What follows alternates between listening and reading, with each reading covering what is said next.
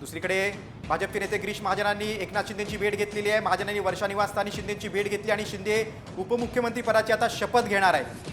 मात्र कोणताही संदेश घेऊन मी आलेलो नाही असं महाजनांनी स्पष्ट केलेलं आहे। 5 वाजेपर्यंत सगळा उलगडा होईल असं देखील महाजन बोललेले। मुख्य म्हणजे आणखीन एक महत्त्वाचं वाक्य ते बोलले ते म्हणजे शिंदेंचा कुठलाही दबाव नाही असं देखील गिरीश महाजन बोलले। तर आपण बघतोय गिरीश महाजन सागर बंगल्यावर वर्षा बंगल्यावर दाखल झालेले आहेत। एकनाथजी त्यांनी आता जाहीर केलेलं आहे ते शपथ घेणार आहेत, ते कुठेही नाराज नाहीत। त्यांनी काल परवा सांगितलं, राजभवनावर येऊन पण त्यांनी सांगितलं आपल्या समोर ते कुठेही नाराज नाहीयेत। नाराजचा प्रश्न कुठे आला?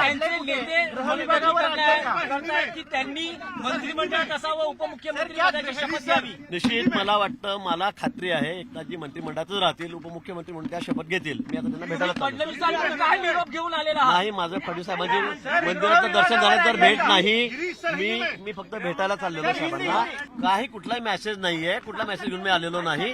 मी फक्त एकनाथजींना भेटायला आलेलो आहे आणि आपण बघा, आपल्याला 5 वाजता कळेल, आपल्याला 5 वाजता सगळ्या गोष्टींचा उलगडा होईल।